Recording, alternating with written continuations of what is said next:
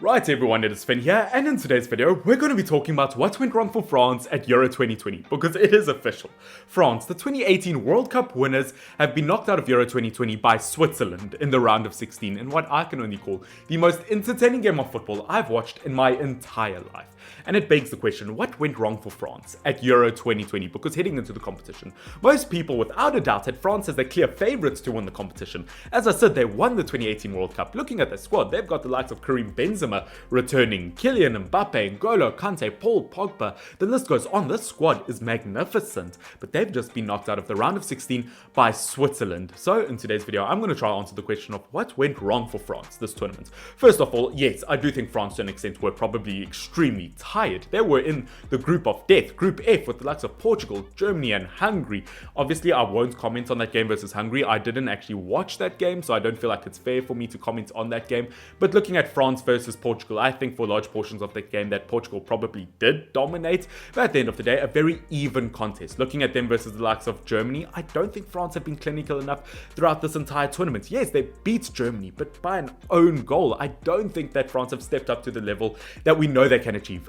Obviously, if you are French and you support this French national team, I think the squad is terrific. I just don't think they've hit the levels that they should have for this competition. I think this squad could achieve many things. I personally thought that they would run over everyone this competition. But you know what? We were definitely proven wrong by Switzerland. And I have to say, lots of credit should be given to the Switzerland national team, or the Swiss national team, because they are in the furthest stage they've ever made it in this competition. And it is very well deserved. They gave it everything they had versus France. Saying that, obviously, I've been talking about France and the fact that they haven't reached the level that they should have in this competition. But that game versus Switzerland, I would actually say was France's best performance. I think they were terrific in that game. Their midfield battle throughout this competition, I think it gives me as a Manchester United fan so much confidence seeing that Paul Pogba can play like that. Paul Pogba and N'Golo Kante have been terrific this competition. Griezmann, when he plays as an attacking midfielder, obviously he plays it for the French national team, but not Barcelona. He is out of this world. By far one of their best players this competition, and if only Barcelona played Griezmann as an attacking midfielder, with Aguero up front, Depay as a left wing and Messi as a right wing, I think we could see some incredible things. But French national team, where were they let down? It just unfortunately has to be their attack. Benzema returning to this squad was an absolute nightmare to deal with, but you know what? That's what happens when you're involved with a sex tape scandal. You seem to get better with your positions. But jokes aside, Benzema out of this world this competition, but I do think Kylian Mbappe did let the squad down. I've seen many articles written on social media in the last few hours saying, is Kylian Mbappe actually worth it? Is he actually world class? The simple answer to that is yes. He's 22 years old and he's been the top goal scorer in his league for 3 seasons in a row. He was fantastic in the 2018 World Cup when he was 18-19. I think it's fair to say that he is world class. Everyone has a bad tournament from time to time. Everyone misses a penalty from time to time. We've seen Messi, we've seen Ronaldo, we've seen Lewandowski, De Bruyne. We've seen some of the best players in the world miss penalties.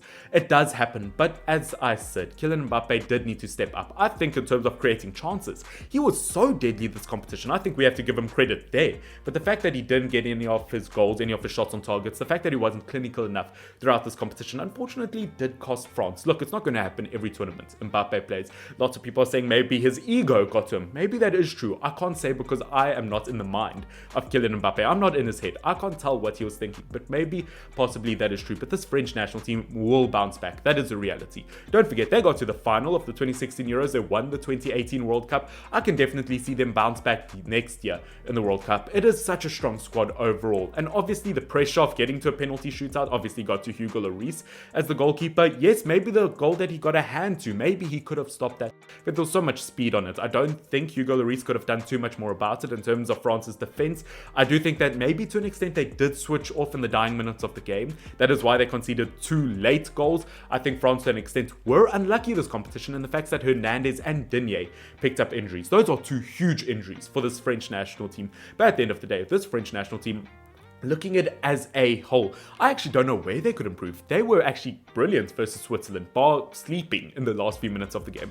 As I said, most entertaining game of football I've watched in my entire life. Switzerland go 1-0 ahead, the clear underdogs, but the underdogs gave a serious bite this game. But you know what? France did equalize 1-1. Everyone thought it would be over, but nope, Switzerland get another opportunity to pull ahead with a penalty. They miss the penalty. France scored 2 quick goals. France are 3-1 ahead with a few minutes left. surely it's over. Nope, Switzerland scored 2 more. It goes 3-3, goes to a penalty shootout. Mbappe misses his penalty. The rest is history. Switzerland are through to play Spain in the next round of the competition. And yes, I'm talking about France in today's video, but talking about Switzerland's chances versus Spain. Seeing how Spain have played this competition, they have switched off from time to time. They've almost lost valuable points. They almost lost to Croatia. I think Switzerland have a really good chance, and I actually feel sorry for France to an extent, because if they made it through this stage, I think they would have had a pretty clear chance to get to the final.